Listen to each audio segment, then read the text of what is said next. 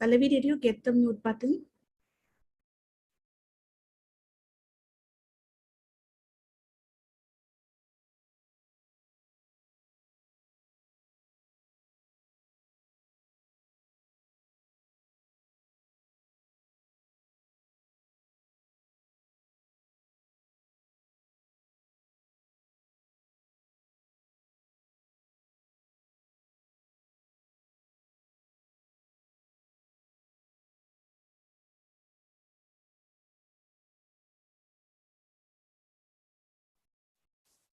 Hello, hello, hello. We're almost through day 3 of Total Ties. Thank you to those of you who've been here throughout the weekend and for keeping your enthusiasm up.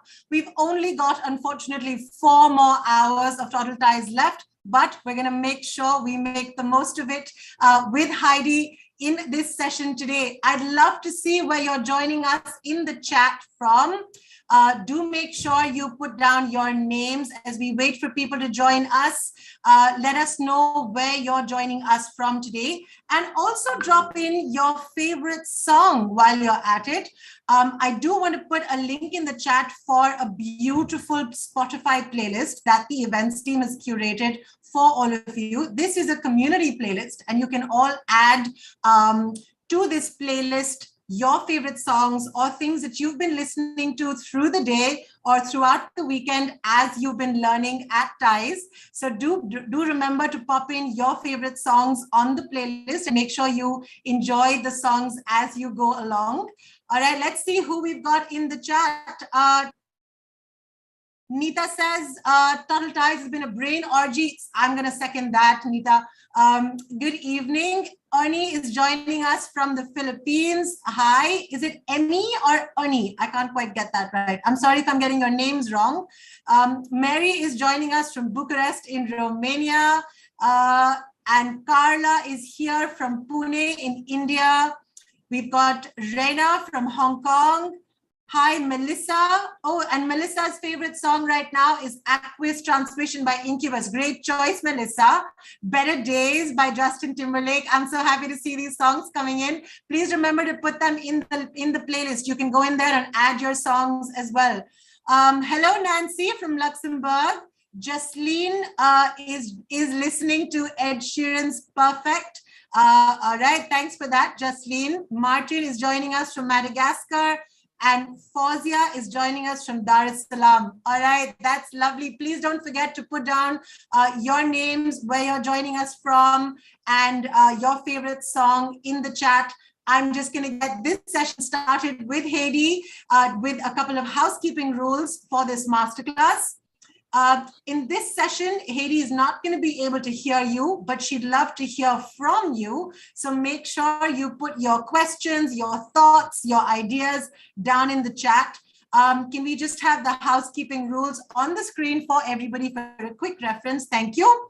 At various points in the session today, Heidi is going to ask you to stop and reflect and pause and think, and you're going to use the chat for that. So make sure you can keep your notes and your thoughts packed away in the chat. For everybody who's watching us on YouTube Live, please feel free to drop your questions in the YouTube chat, and somebody from the team will relay those questions over to us, and we'll make sure that Heidi gets to them. Lastly, this webinar today has been developed independently and is not endorsed by the IB. A little bit about Toddle and about TIES. For those of you who haven't heard this over the weekend already, just a very, very quick recap of what we do here at Toddle. We have a one-stop shop teaching and learning platform that is used by over 30,000 educators across 1,000 schools around the world. This platform allows you to do everything from collaboratively plan your curriculums, to manage your classrooms, to create report cards and communicate with parents and families, all from one beautiful, intuitive interface. In addition to that, we also create lovely actionable resources that you can take right to your classrooms and use them to ramp up your teaching and learning practices. If you'd like to get regular updates from us about what's hot and fresh and what's being released Please make sure you subscribe to Toddle's monthly newsletter, which is the Learning Lemonade. The link to that is in your chat right now. Last but not the least, Toddle is also committed to being teacher first and bringing to you lots of interesting community-led PD events, much like TIES. And our goal at all of these events is to bring together wonderful educators and their wonderful ideas from around the world, and making sure you can all learn from each other, with each other, and grow together. And that's exactly what we're hoping to do today with Heidi. If you're having fun with us, make sure you put it on social media. Don't forget to use the hashtag ToddleTies. All of Toddle's social media handles are on the screen right now for you. Make sure you're following us, make sure you're tweeting about us, and make sure you're making the most of this session with Heidi. On that note, Heidi, over to you. Thank you. I appreciate it. It's a pleasure to be with you today. In all the work I do, whether I'm speaking to a group like you, who I don't know from all over, who've chosen to spend this hour, or I'm working with a school where we're rolling up our sleeves and working over the long haul, this question guides the decision making. This is our essential question. How can we prepare our learners for now, this very day, and for the future? And so I'm going to ask you to keep this in mind as we dive into today's session. Now, to set up the context for today, I thought I would talk about and begin by looking at the reality of what we've been through and are continuing to work through given the pandemic, because it has had a lot to do with what jolted me and my dear colleague, Allison Zamuda, to start to look at this question of streamlining. And a lot of what I'm sharing with you is based on a new book that Allison and I are working on for ASCD. It'll be released probably, I would say, either the end of this year or early 2023 on streamlining the curriculum. And the reason is because there was a shift, seismic shift, that has occurred because of our facing the challenges of the pandemic and its aftermath. And even as I say this, I'm keenly aware that the pandemic is still ravaging certain parts of the world. But we're working through it, and it's made us very conscientious. So with that in mind, to set the stage, I would say there's really basically three approaches that we have seen taken by schools in response to what has been an overwhelmingly unprecedented experience for anyone listening, anyone alive on the planet right now. And that is this pandemic and how it has affected schools and other institutions. One response is to go into recovery. In other words, as it passes, we kind of reconstruct the way we were and do the best we can. Another response is we're using it as an opportunity to refresh. Hey, there's some things we learned here. One of the biggest changes is the ability of teachers to use digital tools improved precipitously. There's some things we want to refresh, we want to improve. We don't want to just restore what we did. We want to make it a bit better. But for me, this is what intrigues me the most, and that is to use it as an opportunity to reset. And there were some incredible lessons learned, glaring lessons learned. And I would encourage you and ask you to consider very seriously what happens is if we don't face those. And one of the biggest questions had to do with curriculum. I've been an educator 4 decades now. I developed a model called curriculum mapping. The first book on that was in 1997. I have continued to write and work on the modernization of schools and on curriculum for those decades, and have been the beneficiary of working with so many schools and teachers. Probably some of them are schools where I've worked now. You're listening, I hope. I feel very fortunate to do that. But one of the great takeaways for me as a curriculum expert in many ways is the notion there's too much curriculum. It's bloated. We keep adding on and on and on and not taking things away. And that became crystal clear during the pandemic. And so what happens is if you keep adding, people get less and less inclined towards engagement, they have to deal with coverage. And so what's happened, ironically, is even though we want to have a really dynamic curriculum, the point here, there's a problem. The problem is both in terms of the format, which we'll get into, meaning the actual form, the templates we use, all of the lesson plan tools we use, the actual curriculum mapping tools we use, so many of the documents we have to fill out for governments or entities. They're so cumbersome that it takes us further and further away from the energy needed to actually deal where the rubber meets the road with the students. There's also a problem with content. We keep learning. There's more content that we need to think about. And so with that in mind, Allison and I began to take a hard look at this notion of what are lessons we've learned, and here are a few. One of the lessons from the pandemic that became crystal clear was because we were communicating using remote learning in many parts of the world, and even still now, remotely, what became clear was that our audience needed to change, that in the past, lesson plans, curriculum guides were written for teachers. We would argue they should be written directly in student-friendly language and written so parents can understand more readily. Early on in the pandemic, actually about 2 years ago exactly, it was 2 years ago, we had the opportunity to interview David Loudon, who was principal of the Hong Kong International School right at the onset of the pandemic. And he had a lot to tell us because his school had actually gone on lockdown in fall of 2019 in Hong Kong due to the riots that were occurring. And suddenly they had to go, everyone, into a remote learning curve. And what he said we learned from coming out of that, he said, we learned at Hong Kong International that we needed to make sure that what we were sending home, parents understood. Otherwise, what happened is it was a pile-on. The more we looked at this, we realized also that in so many of the schools, in my country, in the United States, for example, teachers were just flooding students with assignment after assignment after assignment. Oh, they felt overwhelmed. The teachers did, but so did the students. We recognized and heard from many teachers that curriculum writing and lesson planning should be more manageable in smaller chunks as opposed to a daily blitz. We recognized, and listen to this one, that as secondary school students, your middle and high school age students, often will have 7 or 8 different teachers in a day, and each one has their own writing style, and part of their energy is just deciphering what the assignment is. And so what happens is some of our students, especially those that aren't necessarily the most capable in terms of dealing with, school bureaucracy or school language, struggle or even just throw in the towel.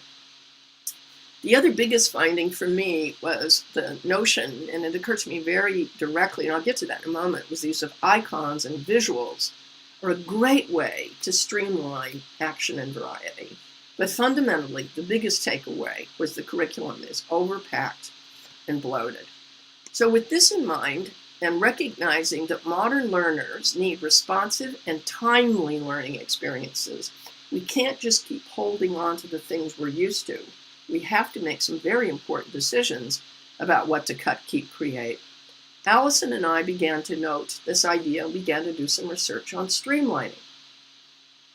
So for the presentation today, with that as the backdrop, that's kind of what got me where I am right now. What I found was that streamlining was a really fascinating notion. And what I hope to do is address these 4 questions with you right now. You're welcome, and periodically I might encourage you to put something in the chat. I'll save a chunk of time at the end for questions, and I'll definitely join you in the huddle if you want to go a little further with this for a few minutes after the session. We're going to look briefly at what is streamlining, how we make choices about the content on what to cut, keep, create. How can we streamline curriculum and create something we're doing a lot of work on, which is writing curriculum as narrative, which is more efficient. And then also, how to streamline and replace old-style daily plans to direct and directly engage learners. So streamlining, very briefly, in the dictionary in Webster is bringing up to date, to modernize, to put into order. The origin of the word first came out of the field of hydraulics, which meaning to free from turbulence. And so when I think about that, that's a really great analogy, because take, for example, in aerodynamics, if you're contouring an object for flight, a flying craft, what you're doing is you're reducing the drag, you're reducing the resistance to the air and actually maximizing its efficiency. So here's the important point. Don't confuse just cutting things out with streamlining. We streamline to make something more efficient, more useful, actually more desirable. That means the form of it and the functionality, the content, need to be carefully determined. So with this in mind, I want to start with that question now about choices about curriculum content. And to do this, Allison and I spent some time working through a series of protocols and an approach to looking at how we might make these decisions on what to cut out, what to cut back, what to consolidate, and what to create by setting some criteria and begin to look at the choices you make and a process for going through it. What are we going to cut out? Not everything is necessary in your curriculum right now. I bet I can make that case, and my hunch is many of you would agree. If we can cut out what isn't the most central, that isn't in the front of the stage, and what might be something we don't even need on the stage right now, maybe even something that was addressed in previous years, we can make room for deeper investigation and go into what are key concepts and skills. What do we cut back? We want to put in the foreground and make sure that we sort, that we can cut back on certain things, but keep the foreground information central to the big idea, a commitment to demonstrations of learning. They're most revealing and helpful. In other words, it isn't that we go through units and just machete them and cut everything out. There may be aspects to what we're working on that we want to keep, but there's some elements we can cut back on. How might we consolidate? How might we take our unit plans and combine elements to make them more effective and coherent? And my favorite is, what do we create? How might we provide fresh perspectives for learners and bring their voice in and bring in multiple subjects and a look at not only common topics and problems and issues, more interdisciplinary work, but more phenomena-based work, more emergent work, what's happening in their world right now. And you can't keep adding on unless we make some decisions about what to cut out, cut back on, and consolidate. So when I look at a school, and if I were to go to your school right now, I'd be looking at the question, okay, this is the way we want to do it, but what's the process? How do you roll up your sleeves and do this? In our schools, in our systems, we have goals. We hope they're future forward goals and missions. Perhaps many of you use standards, and the idea here is that the community of your leadership, your school personnel, your students, and your families help come together to make that mission. That's what's really going to be the driver on how you make these choices. But the groups who make the choices are this next level. Those are your department and grade levels, and perhaps some vertical teams. Perhaps you're in interdisciplinary teams, but you have to make choices. Everyone's always making choices, but if we leave each teacher just doing their own thing, you're going to run into cherry picking, as we call it. I like this, and we don't get a coherent program of learning. Where the rubber meets the road, to use that phrase again, is the classroom teacher, who's always making decisions about how students will spend their time, how they'll wrap that unit into daily experiences, whether it's in their subjects, it's interdisciplinary, or it's emergent and phenomena-based.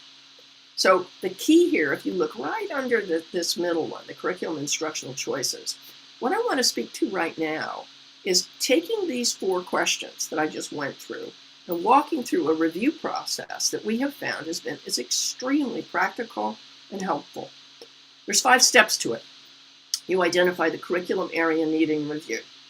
In one case, let's say I'm going to bring up one in history, a history course, or it could be vertical. I determine who's on that review team.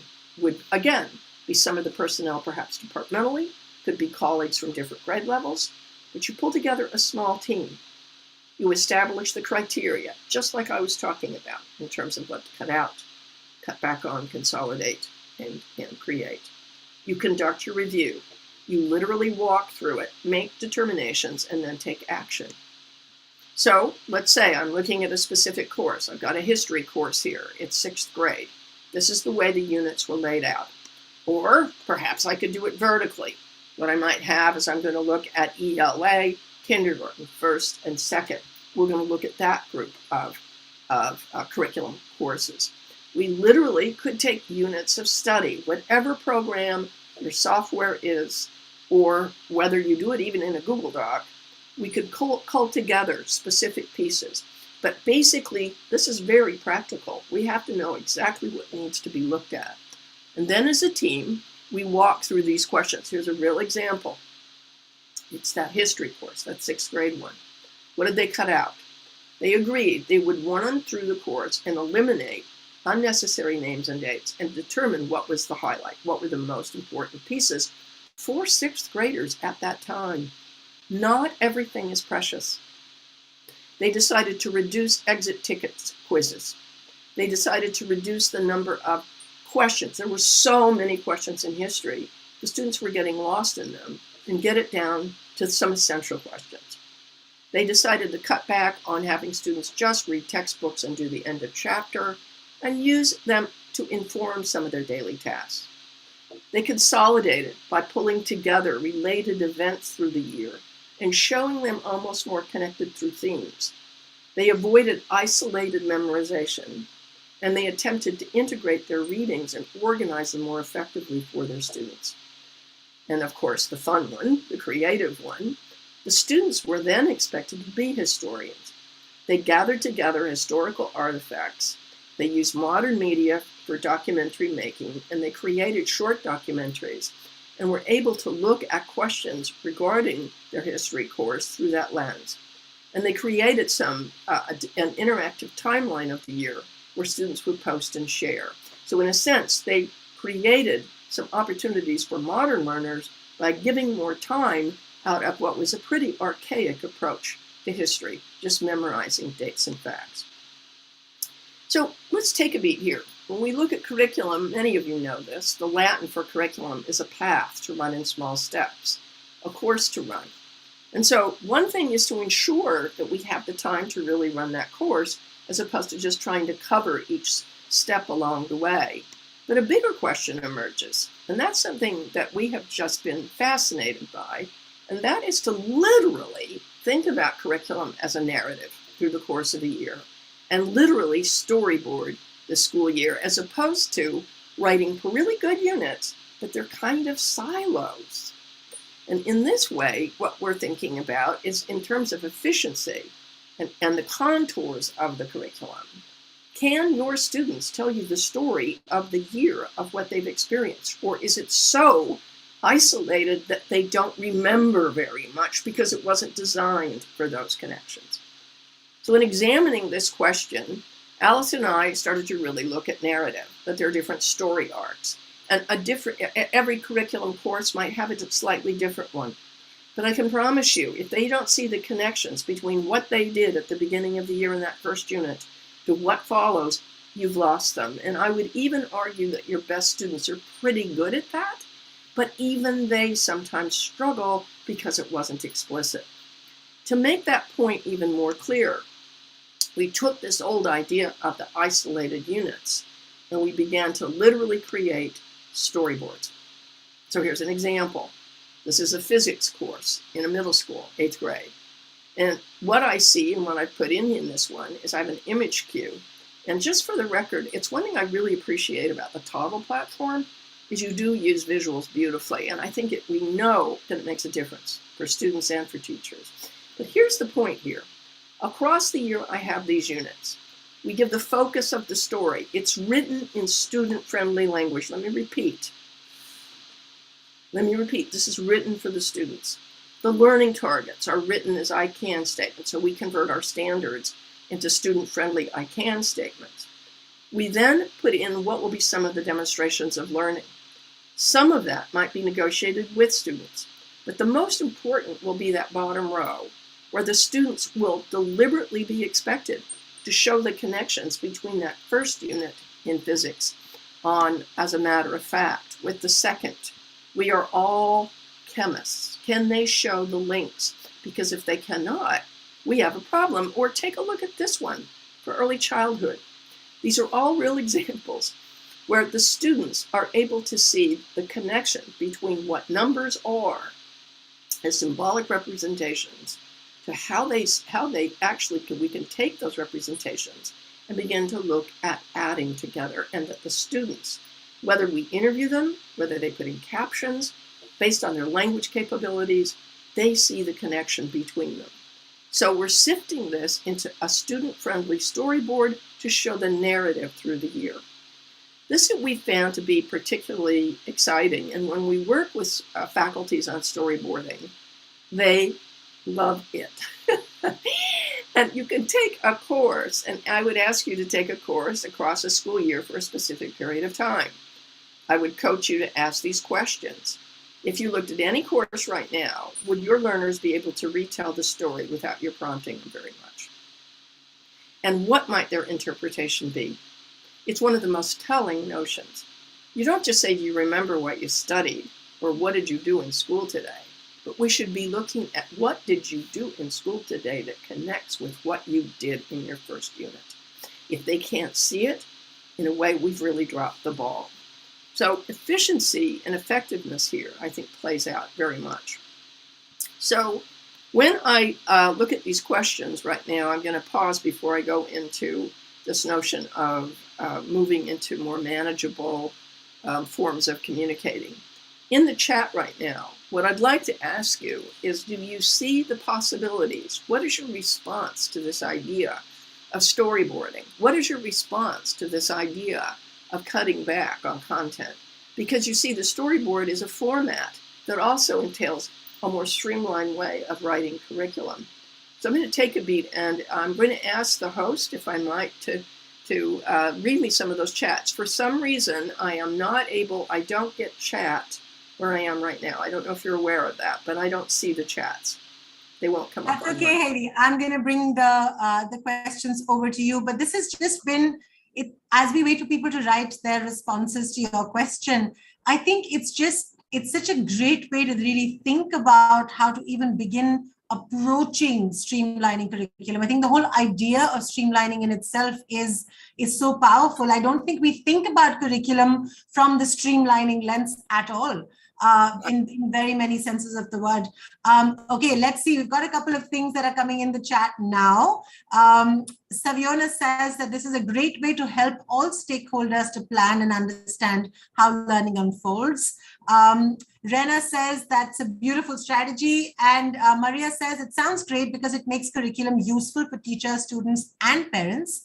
Lynn says the idea of storyboarding curriculum is so inspiring. We usually have an inquiry wall per unit, but I'm wondering what will happen if a part of every unit stays up and we have a whole year inquiry wall or storyboard for students to interact with. My gosh, Lynn, I think that would be spectacular to actually think that students will be able to map everything they've learned from the beginning of the year all the way through to the end. That would be phenomenal. Let me just jump in on that last one. That is exactly where this car is driving. In other words, the idea is for students to own their own learning. So the idea is, if I as a teacher, and I think there's an important piece here, you'll note I mentioned phenomena-based. That many of you, let's just take algebra. How's that? Algebra is always a good target for this. I don't know of one student, in my experience, who woke up in the morning in 8th grade and said, oh, God, I really need algebra. The point here, it's required, but you can make it a narrative. You can make it more dynamic. I'm not talking about literal narrative in terms of characters, but I am suggesting that documentaries are narratives too, that it needs to be connected. But apart from what's required, there's opportunities for, yes, teachers to co-create with students more interdisciplinary connections. But there's this looming possibility of working on phenomena-based, which is emergent from the students, and have them work on it. One way or another, I want to see those kids interacting as opposed to having curriculum done to them, they're interacting with it. So you've got it. That's exactly right. I can hear a couple more, and then I'm going to continue. Is that good? Sure, absolutely. There's a comment from Alicia about how their school is currently revising their POI. Part of what they're doing is streamlining, but also making their curriculum more cohesive and progressive. So she said that she really likes the storyboard strategy as a way to help with this process. I think I completely second what Emmy is saying here, where she says that she took up curriculum studies, but she never thought of streamlining curriculum as a narrative. I think that in itself, Haley, is such a powerful way of approaching curriculum. So let's see what else it is that you've got up your sleeve for us today. Thank you. Yeah, we're in our book, just for the record, we've taken this really far. And I'm giving you a little preview, if that's okay. We've gone so far as to look at, when you write narrative, you consider the setting for what's happening. We are looking at genre, which I've done a lot of work on. Because when you write a story, you choose the genre. And I've done a lot of work on that before this, but we're looking at bringing a lot more, I think, compositional tools. See, I view each of you, if you're a classroom teacher, as a creative writer. You're a composer. You're composing and creating learning experiences. And the more adept you are, the more you're going to be able to engage your students. So in looking at this question, let's continue on, because I mentioned that we also wanted to look at streamlining our daily plans to directly engage our learners and to begin to write at 2 and 4 students and their families. So there's the storyboarding level, which is sort of the layout of the year. And then the question really became changing this from lesson planning to the design of learning experiences. And so for the record, I've used the phrase lesson plan here just to make sure you understand where I'm going. But moving forward, I really prefer us, as Allison and my colleagues, to talk about the design of the learning experiences. Lesson plans have a very old school feeling to them. Learn your lessons, that kind of thing. Whereas what we're really looking at is the design of learning experiences, and in part because lesson planning has been overwhelming. I made that point earlier. And in looking at this question of manageable chunks, what happened was 2 years ago, March, which is right now, we began looking at all kinds of different forms of lesson plans that were coming in, because I had received a request from a wonderful school district, a large urban district in Connecticut, New Haven Public Schools. And they were saying, we just feel like there's so many of our teachers are just beginning to really work with these digital tools. Our kids are on lockdown. We've got to find a way to communicate. So we started looking at all kinds of lesson plans, and what we found is people do all kinds of things. I've seen, there was sort of like free flow, like this one that looks, I think, quite confusing actually, but I can appreciate it might be helpful for that teacher. And then we would see like the traditional row upon row of exercises and lessons. In one of the districts I worked with in one of the states in the United States, during the lockdown, I counted 86 activities in a week for second grade. And that was because there were a lot of different teachers participating. That's too much. And what's more, if you read through these lesson plans, most of them are not written for learners or parents. So in New Haven, I started by saying, let's try something different. First of all the teachers are using different approaches, and that in and of itself is hard for parents to follow and for kids. Each teacher can plan whatever they want, but could we have a template that's more elegant, that's simpler? We agreed there'd be an essential question. We agreed that there would be 3 prompts. I said, 3 is manageable. I get that. 1, and I said, what is it you want to work on? First of all, we want to engage them. We want to hook them. Then maybe we want to examine them or demonstrate understanding. And then we want them to share their outcome. So we started with these. I suggested icons because I thought it would be easier for students to see what they were doing. And then all of the prompts within here were written in very simple language for students and parents so they could follow what it is. One of the interesting things that we found by using the icons is you could see right away if a teacher was only having the kids read all the time or only taking quizzes, and if there was variety. So Allison and I took this further, and we have created about 50 different icons, all different types. We use in our work with teachers and planning. Some of you probably know the Noun Project.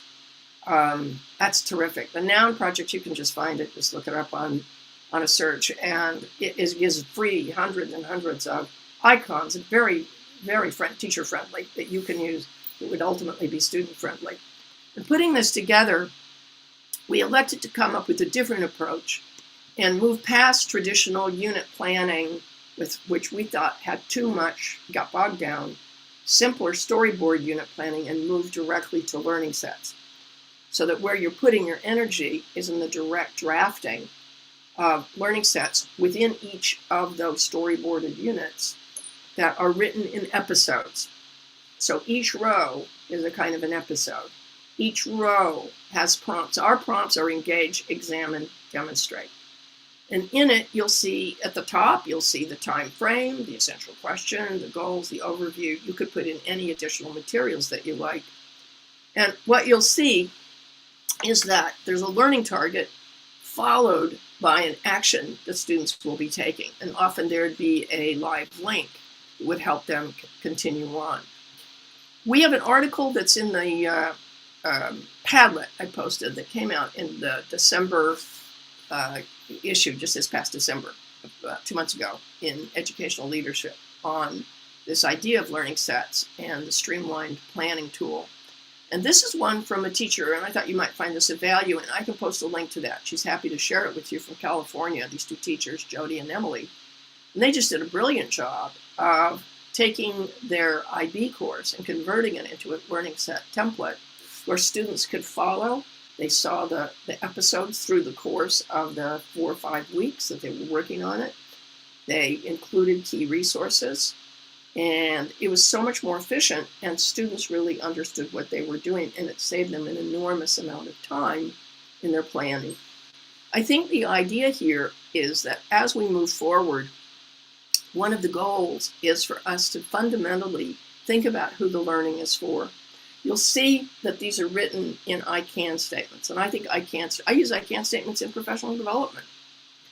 The notion is to make this available to students. We talk about being student-centered environments, then we need to change who the audience is when we actually write. That if we're looking for streamlining, it's streamlining for a purpose.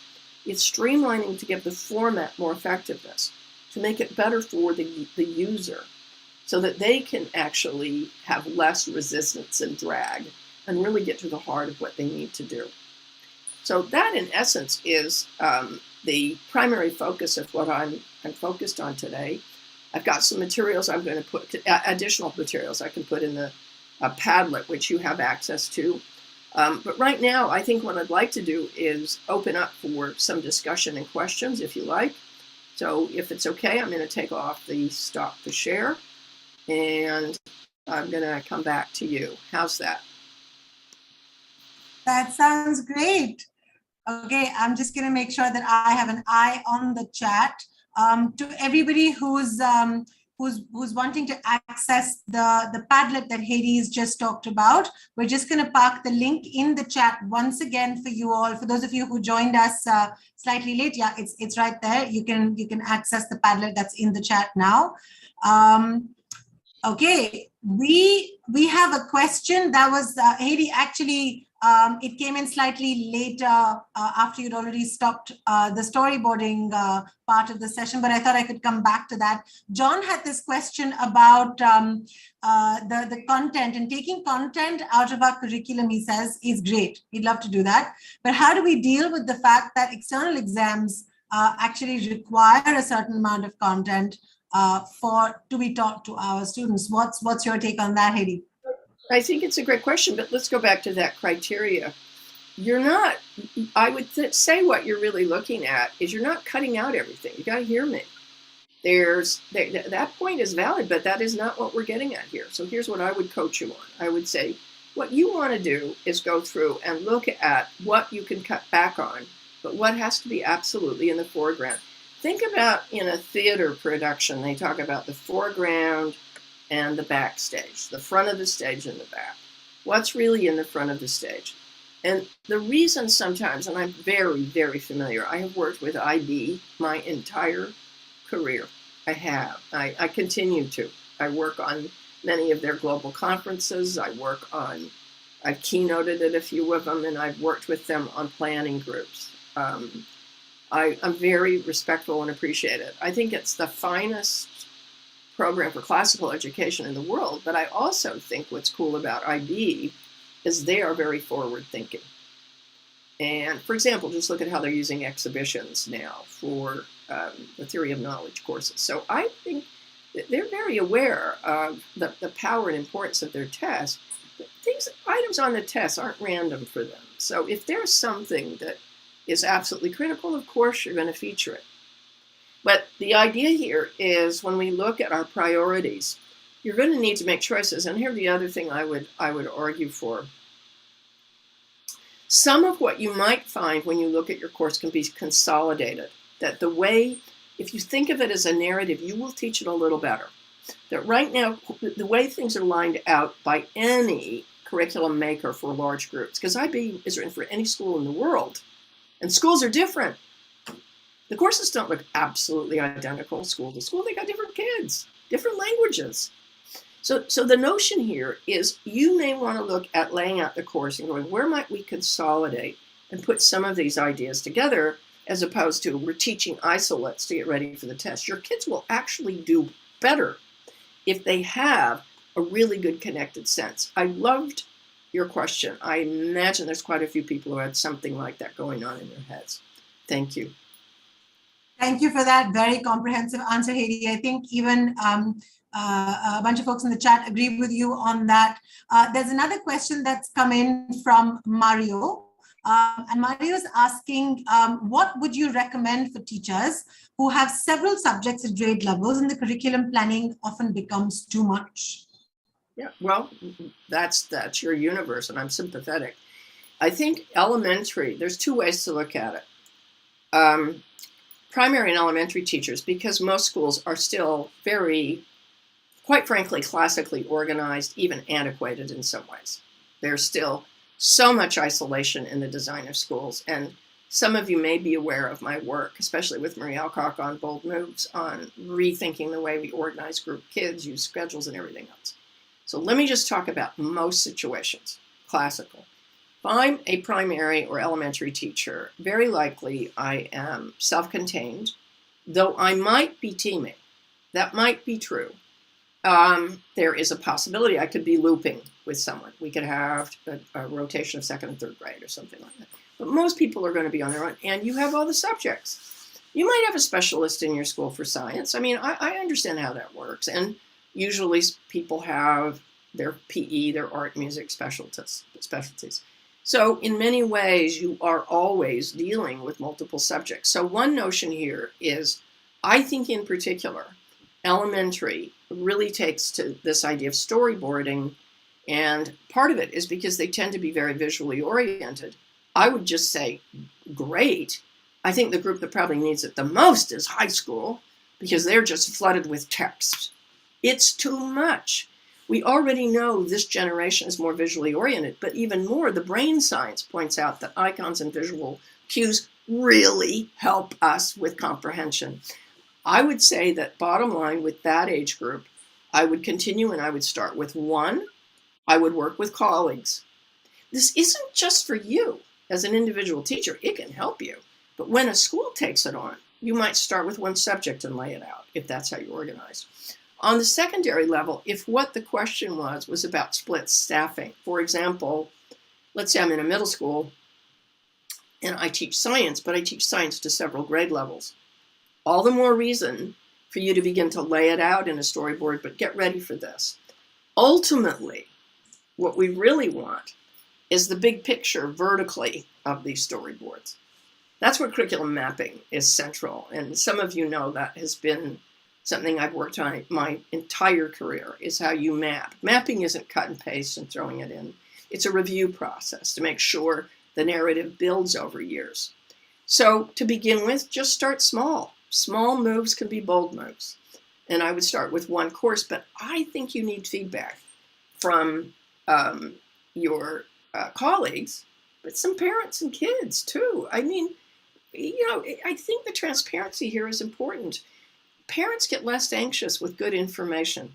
When they don't really feel like they know what is going on, a lot of them worry. And so I think the idea is to begin small and to begin to think that way and to also take it on more as a department or a building to begin with. Thank you. That was a good question. All of them have been. Thank you so much for that, Hedy. I think we've got one last one that's coming in here, which is from Sarah. Sarah's asking that I've tried putting benchmarks in child-friendly language before. I found it hard to do this in a way that did not dampen the specifics and rigor of the benchmark. What's your advice for Sarah, Hedy? All right. Now, is it possible? I so want to show a slide. Is that possible? Of course. Go right ahead. All right. I'm going to have to retrieve something. I want to show her. I can talk it through. But if you can give me about 30 seconds, maybe you can talk about something. I don't know. Give me just a second. All right, that's why I'm here. Okay, I think what I'd love to do in the meanwhile, while Hedy is digging into her computer, what we'd love to hear in the chat from all of you so far is what has been your sort of aha moment from what Hedy has already talked about, as we look forward to other fun things that Heidi's going to share with us. Why don't you tell me in the chat what your big aha moment has been? I think for me, the storyboarding of the curriculum has just been a massive eye-opener. I wish I'd heard about I'd read about that, or I'd had a chance to interact with Hedy and hear from her before, while I could have still implemented that in my own classroom. But well, never too late. I can always now create things around Heidi's advice and put them up on Total Learn for all of you to learn from further. Holly's saying storyboards as a tool for curriculum planning. Absolutely, Holly. I think that's there's no two ways about how that's such a fantastic way of approaching curriculum. Curriculum as a year-long storyboard, for sure. Yes. How long will the Padlet be active? Carla, it's going to be active for another 6 months. Using the icons to evidence if we're doing too much of something to guide decision making. Yes, that's a really good one as well. People get concerned with coverage rather than engagement. Rena, that's absolutely true. That's also been a big aha moment for me. I love the lesson plan template as well, Meeta. I second that. Power of narrative and icons. Are you done, Hedy? I am. I'm ready. Now, okay, here's what I want to show you. Repeat the question again, because I want to make sure we're good on it. I want to show you something. Okay, someone asked about benchmarks. Am I correct? And that is correct. Somebody asked about how it's often not very easy to do student-friendly benchmarks without dampening the specifics. I think it's actually one of the most critical skills.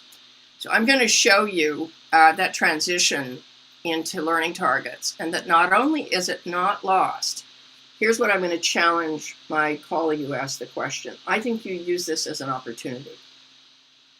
That's why I took the 30 seconds to pull this up. It's that important. What a great question. So let me, if I might, I think what I can probably do is do this through slide. All right, tell me if the slide comes up and if you see it. Do you see this? Yes, I do. Right. All right, now watch where I'm going to go. Let's say I have a standard or a benchmark standard. It could be any task. This is one from the United States. It's from Common Core, and it deals with 5th grade math and fractions. It was, who was it written for? Talk to me, Pallavi. Who is this written for? Definitely. This sounds so complicated for a student.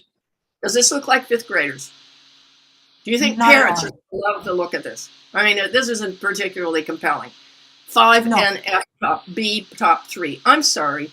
Nobody walks around. You don't go up to a teacher and say, hi, how was 5 and F B3? The point is it's organized as a taxonomy for a good reason. There's nothing wrong with that.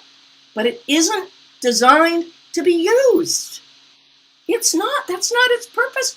It's a long list, and it isn't even organized for you. That's not its purpose. It does fine with what it is. Your job, as that teacher so wonderfully asked, is a conversion problem. So you've all heard of unpacking. So I'm going to unpack it, and I'm going to pull out what is it, the content, what is it these kids need to know. I'm going to pull it out. I'm going to pull it out. I'm going to break it down. I'm going to pull out the skills. I underlined those. This is still written the way that, I might be looking at it as a teacher. And then I begin to simplify it. I put it into I can statements. I break it down, and then it will be completed, in a sense, with the assessment. I can describe a fraction as division of the numerator over the denominator. In what form? What will that look like? Maybe it's in a graphic organizer. So when we work with schools, we get them to take through the process of taking the benchmark and literally rewriting it for students, so that what they do is it comes out as something like this. So the standard, and in this case, we've got reading information, and it looks like it is grade 2, or grade 1. What you see is it's been broken down into the questions. You haven't lost the content at all. Here's some examples that some teachers from grade 3 are doing. So the notion here is to take it down, break it down, and begin to work it across. I have them for high schools. I have them across the board. I love that you asked this, because it's the one thing we found in doing the storyboarding was the translation of the expectations or the benchmark. If the students don't know what the target is, they can't hit it. They're just doing what you tell them. They don't even know why. So I would argue that, as we've done, and you saw that on I don't know if you remember it, but if you look at the way we did the learning set, it starts with the learning target, and everything is written in student-friendly language. I hope that was helpful. Thanks for your... That was magic. I don't think that I'd ever imagined converting subject objectives, even for the MYP or for the DP, into I can statements. I've done that for ATL skills in the past, but I don't think I've ever done that for subject objectives. And that, I think for me, that's the biggest aha moment for ties.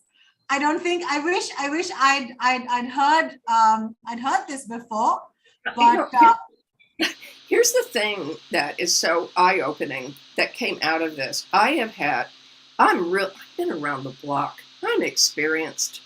I really am. But I cannot believe at this stage in my life, do you hear the enthusiasm?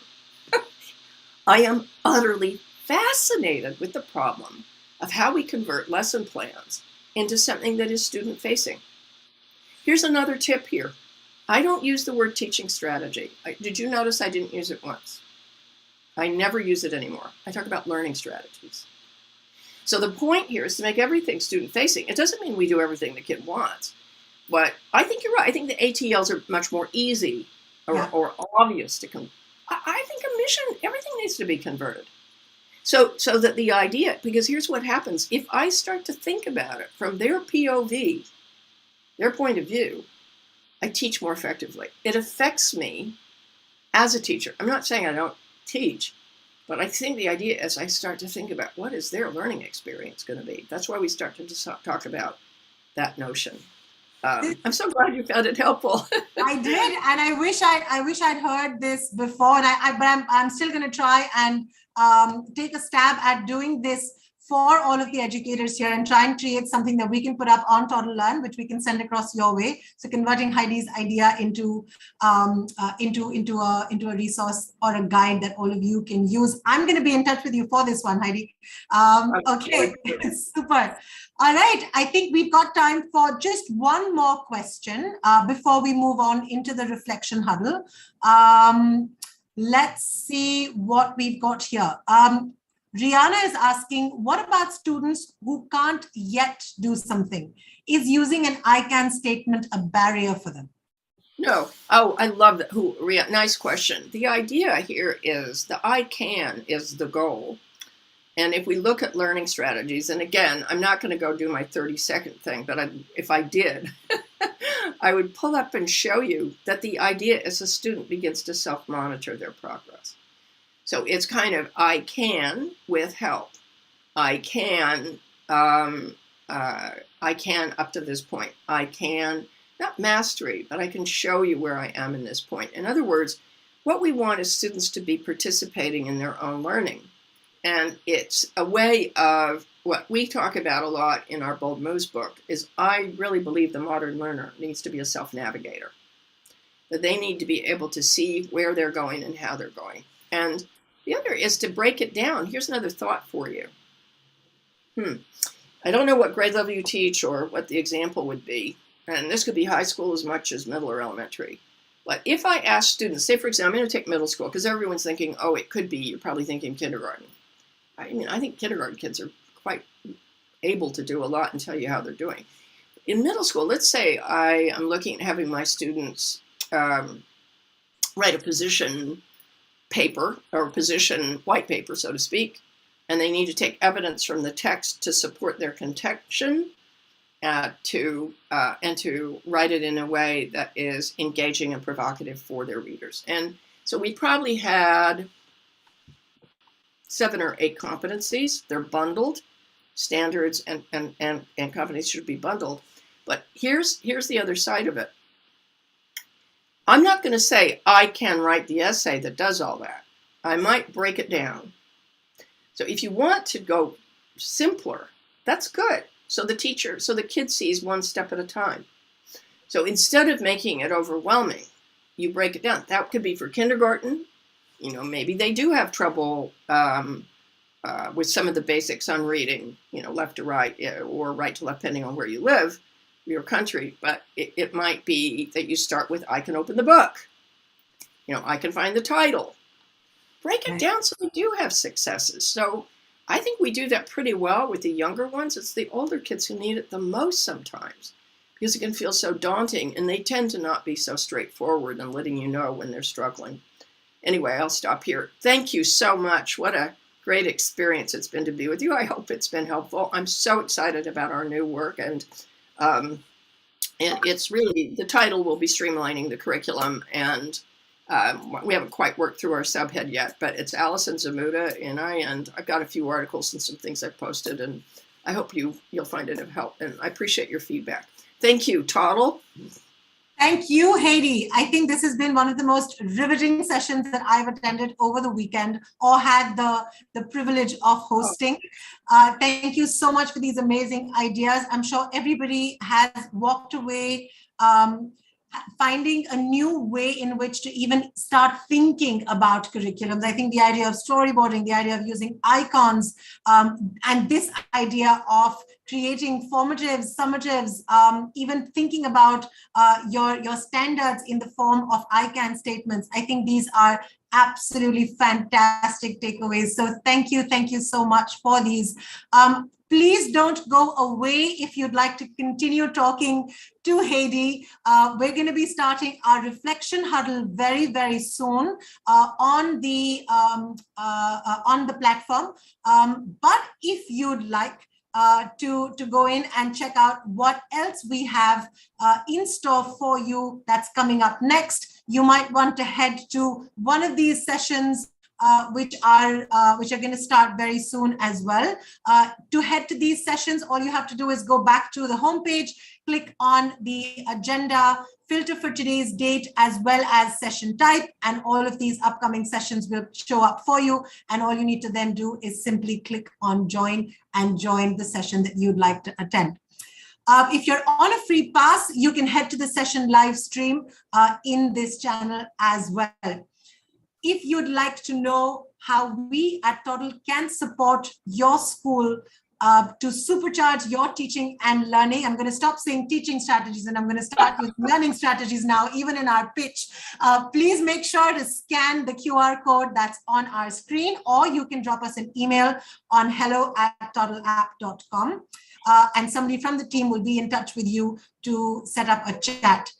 Just a very quick walkthrough of where you can find the room, which I'm going to start in just 1 second. But before I do that, there's a quick announcement from the Toddle team, from the events team, about the session recordings as well as the presentations that the speakers are going to be sharing. These recordings and presentations and Padlets are all going to be available on the agenda page that you see right now.